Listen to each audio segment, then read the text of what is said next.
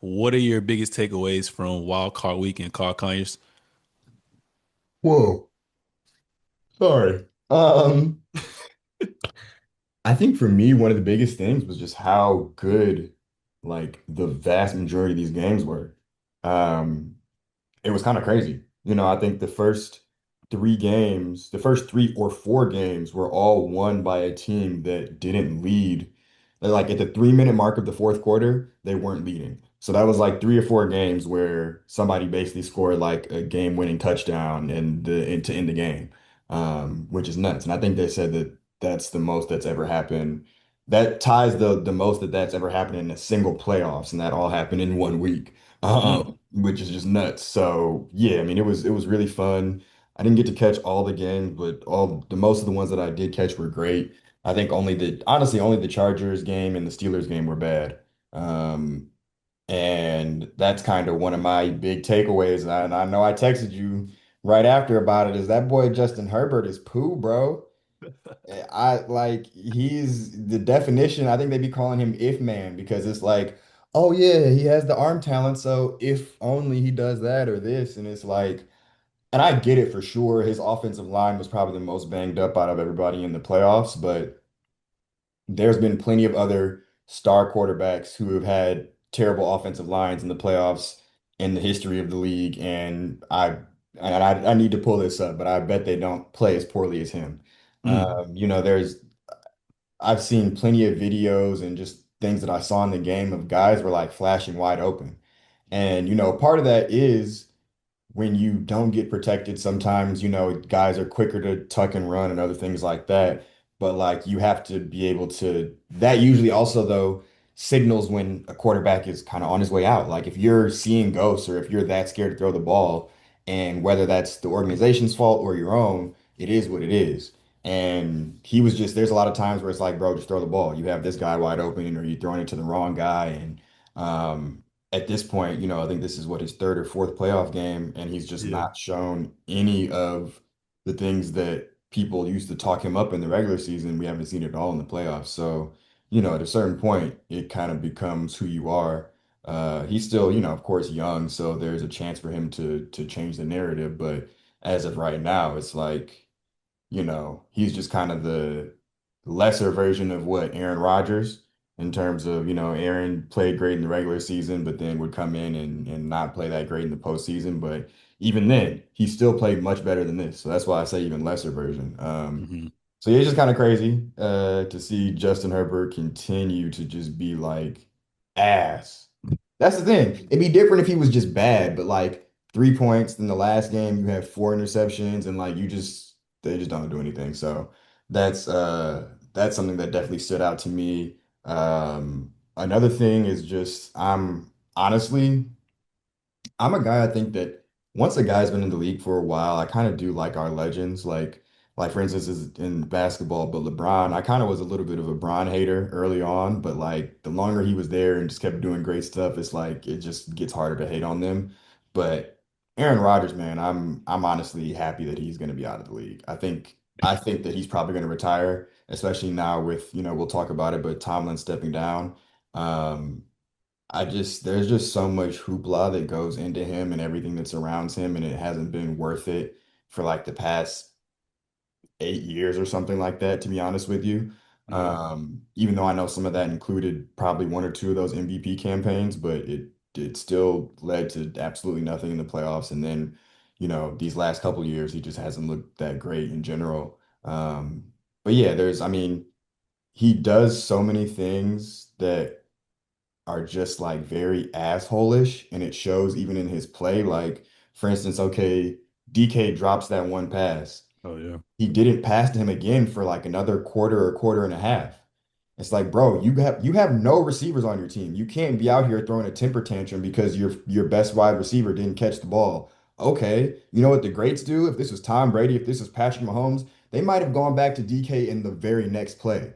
But instead, you want to be childish, and these are just the things that like, and I'm seeing former players that played with him talking about this. Where it's Mm. like, yeah, if you drop a pass, he's just gonna ice you out for the game, and it's like that's I mean, clearly that's not winning stuff. Like when it comes to the playoffs, those are things you just can't really do. You can't afford to be that petty. So yeah, he did the things that he did and also didn't do the things that he didn't do. But I'm not really mad that he's gonna be gone. And I think the last thing, my big takeaway is we talked about it last week, and we probably talked about it the past couple of weeks, when it came to Caleb Williams of like it's just been really crazy. He's like his completion percentage is terrible. He'll play terrible.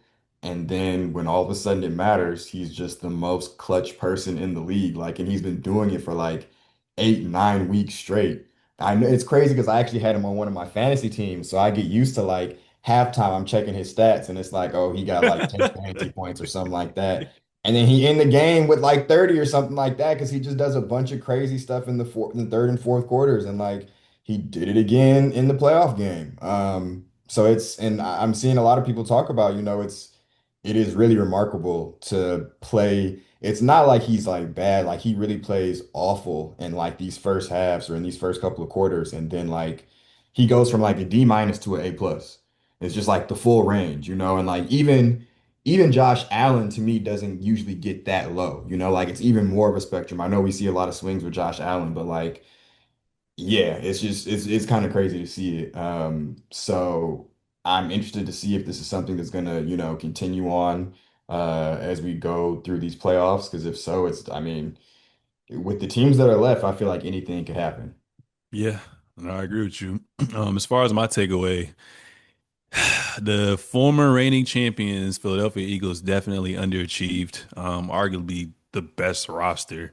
But with their OC and Jalen Hurts, and shout out to Cam Newton. He's been saying this shit for the whole season before the season even started. Jalen Hurts is not top five. So if you're a Phillies fan, you better not be delusional anymore because obviously you can put some blame on the OC, but at the end of the day, your quarterback has to play kind of like how we talk about Justin Herbert. This quarterback has a bevy of weapons, and you mean to tell me Brock Purdy turns the ball over 2 times and y'all only get 3 points from that? Like, come on, man. So season in a nutshell, just thrown away. Like I said, the OC already got fired. Jalen Hurts looked like he somewhat, regressed. AJ Brown had his shenanigans. We'll see what happens with him. Um, for them to not even get to the NFC chip and spend all that money is kind of crazy. But the proof is in the pudding with that one. Gotta show some love to Josh Allen. I didn't watch the Jaguars all year, but just watching the Jaguars play, I'm very like excited for their future. I think they're going to be a team that's going to have some stability and continue to make moves and continue to improve as well too. So it's going to be nice to see what they can do next year as well too. So I was very impressed with them when people kept saying they had the best run defense. I was like, yeah, but sometimes stats for football, especially when you're only playing your divisional opponents twice, and then outside of that, you're playing random teams. Like stats don't always tell the full truth. And then I was looking at the past couple games they played leading up to the playoffs. Most of their schedule was kind of but so I was like, all right, maybe it's kind of like a little effed up. Then when I saw like them shut down James Cook 14 attempts for like 40 yards. Josh couldn't really get anything going, and we had to kind of drop back and get to work. I was like, all right, they're going to be serious. So I guess it would have been nice to kind of have because they kind of rely too much on their front four, and their secondary isn't necessarily the best. So it kind of would have been good to. I know we were talking about early on in the season with Travis Hunter. Should he play defense or should he play offense? But I think it could have helped if he had some packages there as well too. So I'm excited to see what they do next year. Um, Worried about my Bills. Josh Allen can only be Superman, but for so long, at the end of the day, the deficiencies I think are kind of going to come to haunt us, and I'm going to talk about that a little bit later when we go over our predictions. But having two wide receivers, we've already have one of the weakest wide receiver cores, but to have two of them go down on the same exact day and both tear the ACL is just kind of crazy. So I'm a little nervous as what's going to happen. Packers, I knew they didn't stand a chance. They could have still won the game as well too, but when you can't get stops defensively, especially as the game progresses and your defense gets worn down, missing those two defensive ends definitely kind of helped with no pressure going to Caleb Williams as well too. So I agree with you as well too. Caleb Williams is a risk taker, gunslinger. He can be inaccurate, just like you said as well too. But for some reason, once he kind of gets out of his head and the game is on the line, like you said, he turns into a Superman as well too. You know what I'm saying? So I see some of from the clutch perspective, not the full game, the clutch perspective. I can see some of the comparisons when they talk about Mahomes as well too. So if he can continue to, get better in the off season, I think Chicago's going to be another playoff, championship contending type of team for years to come as well too. And I kind of agree with you, Justin Herbert. No need to kind of add to. You kind of convinced me as well too. I wanted to throw him a little bit of bail as well too because of what's around him. But like you said, at the end of the day, it's like even if you lose, just go out swinging as well too. You know what I'm saying? So I never had him top five, but a lot of people, like you said, do put him in a top five talent perspective. But what I learned kind of from this as well is like you're not in our eyes great anymore. You're good. So we're gonna see what happens next year. And we'll see if they boast us and stuff because I love their defense. Their defense is great. But offensively, he gotta do better. They gotta do better as well too. And then last but not least, I know they played the Steelers yesterday, but the Texans defense is legit. So I'm kind of scared. We're gonna see what happens next week. We're gonna see what happens next week. They have the So best defense in the playoffs for sure. yeah, absolutely.